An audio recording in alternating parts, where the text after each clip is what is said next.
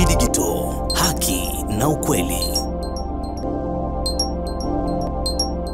Je, unahitaji taarifa kamili na uchambuzi wa ndani zaidi? Jiunge sasa katika grupu letu la WhatsApp kwa malipo nafuu kabisa. Utapata uchambuzi wa kila siku, mchana na jioni, update za dunia kwa haraka zaidi, fursa ya kumuuliza maswali Rahby papo hapo na kupata majibu ya haraka zaidi kutoka kwake. Usikose nafasi hii adhimu. Jiunge sasa na uwe mbele ya taarifa kuliko wengine. Tupigie kwa simu namba 0654467177 au tuandikie ujumbe ni unge na Rahby. Tutakuunga moja kwa moja.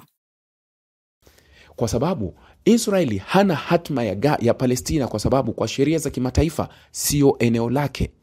Sheria za kimataifa ikiwemo mahakama inamtaka ya ICJ inamtaka Israeli aondoke kwenye lile eneo. Vipi Israeli aamue kuwa eti huyu atakayemlinda ni nani? Hali ya kuwa tunasomo Israeli alihakikisha vituo vyote vya usambazaji wa chakula vikiwemo vya Umoja wa Mataifa. Hata leo kituo cha UNRWA kinalalamika hakuna vyakula vya kutosha. Yani Israeli haijaruhusu misaada ambayo inatakiwa iwafikie watu. Kwa hiyo watu wengi hawajafikiwa na misaada na njaa bado inasumbua na nini. So Israeli bado inazuia misaada. Israeli haitaki mashirika yafanye kazi. UNRWA inatoa taarifa kuwa njaa ni kubwa. Sasa Israeli ilihujumu mashirika yote ya kimataifa hapo nyuma, ikahakikisha yamefungwa, ikaanza kutoa huduma yenyewe na Marekani kupitia GHF. Yenyewe na Marekani, shirika ambalo walikuwa wakilitetea zaidi. Niliona nchi za Kiarabu zimekuwa zikijaribu kusisitiza kuwa, baadhi ya nchi za Kiarabu zinasema kuwa ziko tayari kupeleka vikosi. Nimesikia hata Qatar wanasema kuwa tuko tayari kupeleka vikosi vya kusimamia, lakini naona kama nchi zote zinataka kulazimisha kuwa vikosi vyote vitavyoingia kwenye ardhi ya Gaza ni lazima vipite kupitia Baraza la Usalama la Umoja wa Mataifa. Yani njia iwe Umoja wa Mataifa. Huku zikitaja sababu kuwa zinaogopa kwenda kukabiliana moja kwa moja na Hamas, kwa sababu zisije zikatafsirika kuwa zinapokea maagizo ya Israeli. Kwa sababu Israeli kama anaidhinisha vikosi vitavyoingia Gaza, manake ataidhinisha vikosi za nchi ambazo zinamuunga mkono yeye, sio katika nchi ambazo zinakuwa kinyume chake, sio katika nchi ambazo zitawatazama wa Palestina kwa jicho la huruma, sio katika nchi kama Indonesia wala Malaysia, sio katika nchi ambazo zinaonekana zina harufu na damu ya Kipalestina, sio katika hizo. Hivi haya makubaliano aliyoleta Donald Trump, na wakazungumza kuwa kutakuwa na vikosi vya kimataifa ambavyo vitahudumu ndani ya Gaza. Kwa nini katika zile vifungu 20 visiandikwe kuwa kutakuwa na vikosi vya kimataifa vitavyoidhinishwa na Israeli? Kwa nini Israeli ana add point kwenye makubaliano, hali ya kuwa tayari yalikwisha kusainiwa? Hali ya kuwa wao Israeli walipotoa taarifa kuwa kama Hamas wataomba marekebisho yoyote kwenye hivi vifungu, yoyote yatatafsirika kuwa wameyakataa makubaliano. Kwa nini Israeli katika makubaliano ambayo alimshutumu Hamas kuwa atakuwa ameyakataa, yeye Israeli ana adi vifungu na anafanya marekebisho ya makubaliano kuwa hakuna makubaliano yaliyohusu kuwa ni lazima Israeli aidhinishe vikosi vya kimataifa, lakini makubaliano yaliyosimamiwa na Donald Trump yalizungumza kuwa vikosi vya kimataifa vitaingia, na Trump akisema kuwa nazishukuru nchi za Kiarabu na nchi za Kiislamu ambazo zimesema kuwa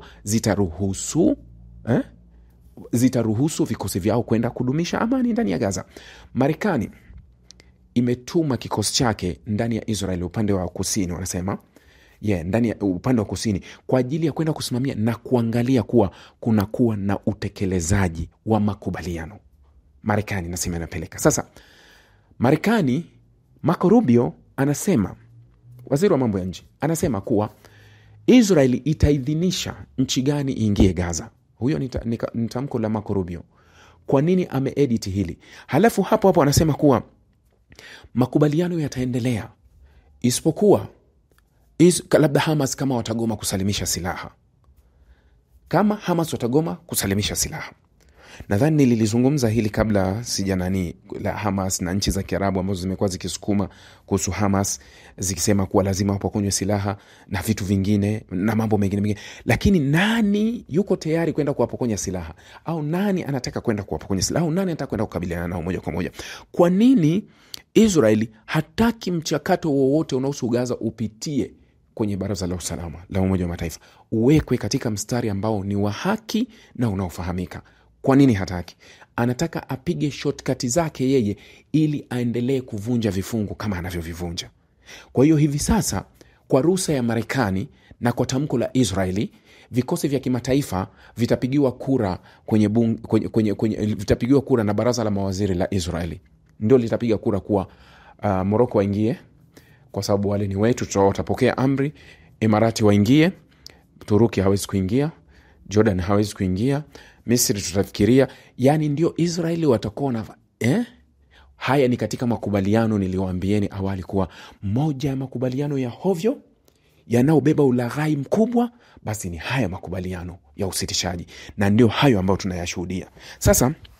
Katika taarifa nyingine, na ni taarifa ambayo unaiona inaweza ikaja kwenye njia tofauti, inasema hivi: mahakama ya wilaya ya Jerusalem siku ya Jumapili jana ilikataa ombi la timu ya utetezi ya waziri mkuu Netanyahu la kupunguza idadi ya siku anazohitajika kutoa ushahidi katika kesi yake inayoendelea ya ufisadi.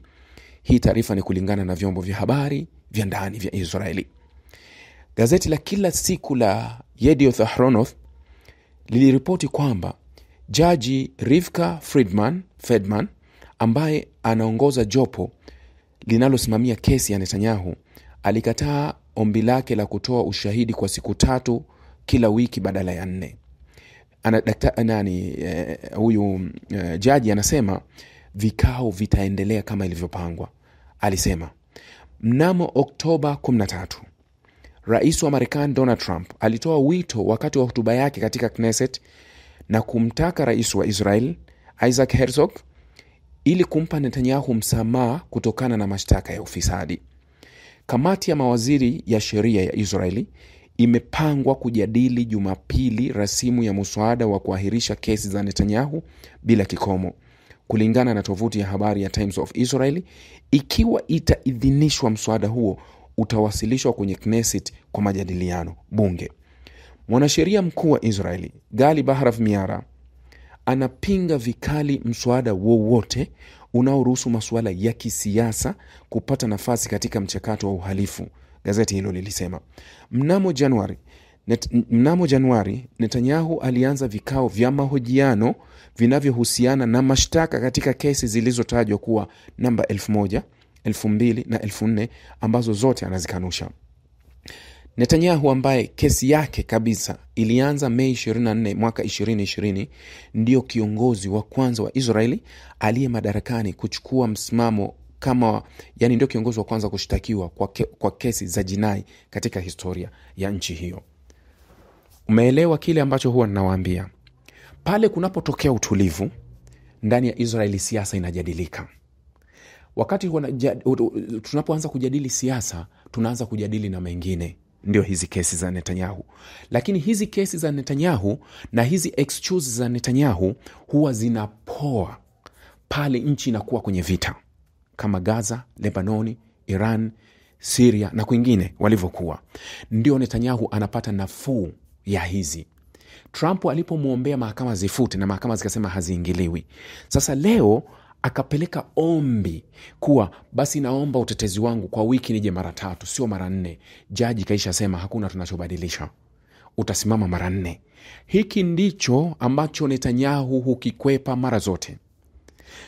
Netanyahu amekuwa akikwepa mara zote na kuanzisha migogoro isiyokwisha kwa sababu ya mustakbali wake wa kisiasa huu ambao umeandikwa kuwa anaomba kesi hizi. Sasa pale atapoona huku ushahidi unaanza kumwekea pabaya, ushahidi wa kesi zake unapoelekea katika utetezi, tayari wanasheria wake wanapomwambia kuwa hii baba hutoboi, ndio anazua la kuzua. Mtaona hivi sasa kuwa ima arudi Gaza au aanzishe kokote au azue lolote ili kuvuruga haya yanayoendelea ndani ya Israeli. Ndio inavyokuwa. Kwa hiyo hii ni moja ya taarifa ambayo imetokea upande wa Israeli. Kwa hiyo tunaweza tukasema kuwa makubaliano ya Gaza ni makubaliano ambayo bado yanashikiliwa na vitu vichache, bado yanashikiliwa na siasa ya ndani ya Israeli bado yanashikiliwa na Netanyahu. Hatujui hatima ni ipi. Nadhani tunashuhudia hayo tunayoshuhudia kwa sababu uingizaji wa misaada uko down sana, haupo, mashirika yanalalamika, na Israeli bado imedhibiti misaada. Israeli bado inafadhili makundi ndani ya Gaza, na Israeli bado inaendelea na mashambulizi yake kwa sababu imekuwa ikiendelea na mauaji licha ya kuwa kuna usitishaji, lakini kuna mambo mengine ambayo yanaendelea ndani ya Gaza.